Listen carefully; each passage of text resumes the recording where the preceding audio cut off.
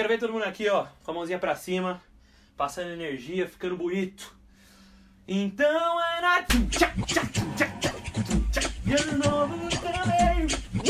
Fala galera, tudo bom? Aqui é o Léo e olha só, acho que vocês perceberam pelo clima do vídeo que Natal tá chegando, senhoras e senhores. Esse momento maravilhoso do nosso ano, onde a gente confraterniza com nossos amigos, onde a gente reencontra pessoas que a gente gosta muito e algumas pessoas que a gente não gosta muito também, né? Acontece. Mas principalmente é aquela época do ano onde a gente ganha muito presente e come pra caramba. Porque, né, não vamos ser hipócritas, né, galera? A melhor parte do Natal é, sem dúvida, ganhar um monte de presente e comer pra cacete. E é louco, né? Porque à medida que você vai ficando mais velho, as importâncias do Natal vão mudando. Porque assim, eu tenho 22 anos, né? Eu não sou muito velho, mas eu também já não sou mais criança. E eu lembro que quando eu era criança, a parte mais legal do Natal era ganhar presente. Porque, velho, você ganhava um monte de presente, né? Você ganhava presente dos seus pais, você ganhava presente dos seus avós, você ganhava presente de um ou outro tio. Enfim, você ganhava alguns presentes. Mas quando você fica mais velho, acaba que isso muda um pouquinho. Você ganha um presente no amigo secreto, e presente de amigo secreto é aquela coisa, né? Sempre é aquela beleza. É uma bala 7 belo se você tiver muita sorte. E além disso, você começa a ter que comprar presente pras pessoas. E isso, quando você era criança, era uma preocupação que você não tinha. Então, na verdade, a parte do presente começa a se tornar mais um gasto do que uma coisa que você gosta de fato. E é aí que entra a importância da comida. Porque quando você é mais velho, você vai pro Natal esperando comer pra cacete. Eu, particularmente, já compro uma calça 2 números maior só pra conseguir comer o tanto que eu como na ceia de Natal. Mas, galera, é aquilo que eu sempre digo. Mentira, eu não sempre digo isso. Eu tô dizendo isso agora. Crescer é a maior roubada, tá? Não recomendo. Porque não importa quanta comida você coma, sempre vai ser melhor ganhar presente no Natal. E um dos grandes responsáveis por você ganhar presente no Natal é o senhor Papai Noel, o bom velhinho, esse velhinho maravilhoso. E é exatamente sobre o Papai Noel que a gente vai falar no vídeo de hoje, porque o vídeo de hoje vai ser... eu não consigo nem chamar de uma teoria. Vai ser uma possibilidade que eu vou jogar aqui, que eu vou trocar ideia com vocês, de e se o Papai Noel fosse um bruxo do universo mágico de Harry Potter? Será que isso é possível? A gente sabe que a J.K. ela gosta muito de pegar esses mitos, essas histórias que acontecem no mundo real e meio que são totalmente inexplicáveis e aí explicar elas com magia. Então, será que é possível do Papai Noel ser um bruxo? Vamos falar sobre essa possibilidade, vamos trocar essa ideia depois da vinheta. Prontos ou não? Expecto Patronum.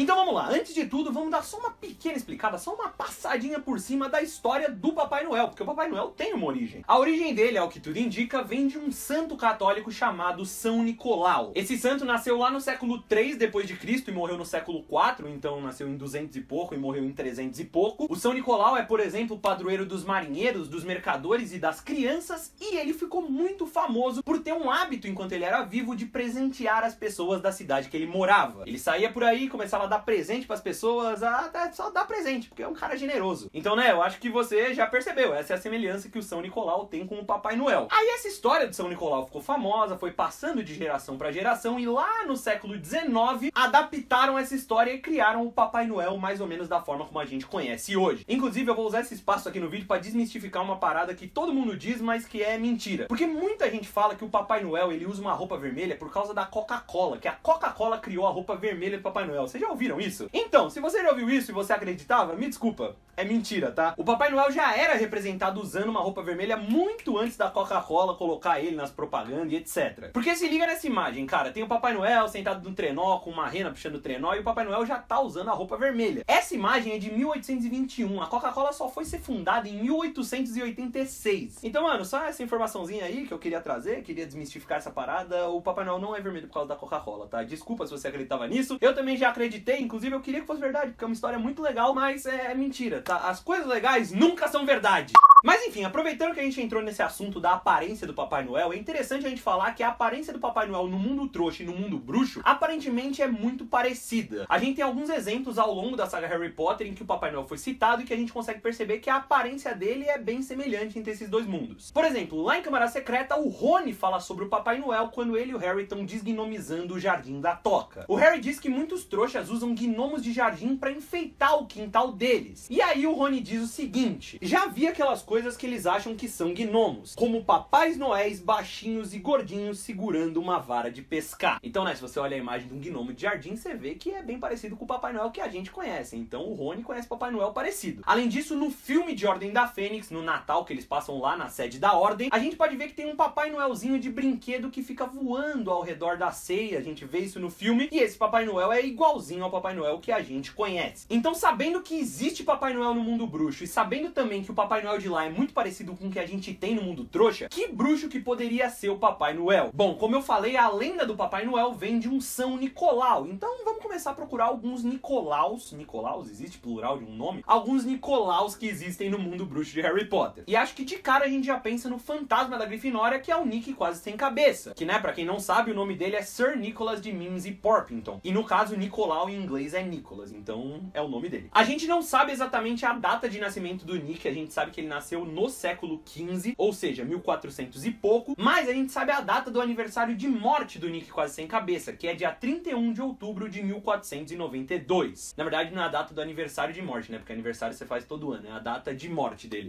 Mas enfim, a questão é que se fosse pela data de nascimento, até daria pro Nick ser uma espécie de Papai Noel. Mas a questão é a seguinte, cara, a gente sabendo dessas datas de nascimento e de morte do Nick, a gente vê que não se encaixa com o Papai Noel. Porque como eu falei, o São Nicolau nasceu lá no século III, mas mesmo que ele não fosse o santo que inspirou essa história toda, Papai Noel, a história do Papai Noel, como eu já disse no vídeo, nasceu lá no século XIX, ou seja, 1800 e pouco. Então não daria pro Nick ser um Papai Noel lá no século XV. Isso sem contar que o Nick morreu. E sim, ele é um fantasma, ele meio que continua vivo, mas não sei se você sabe, um fantasma ele não é livre que nem uma pessoa pra andar por onde ele quiser. Então, mano, não dá, sem condição nenhuma do Nick ser o Papai Noel. A segunda pessoa que eu pensei, e essa é bem mais plausível de ser um Papai Noel, é o Nicolau Flamel. Mano, o Nicolau Flamel é um cara que viveu muito tempo, e isso talvez explicaria o Papai Noel tá há tantos anos entregando presente pras pessoas. O Nicolau Flamel nasceu lá no século XIV e, como a gente sabe, ele criou o Elixir da Vida, que fez com que ele se tornasse imortal. Ou seja, ele viveu o século XIX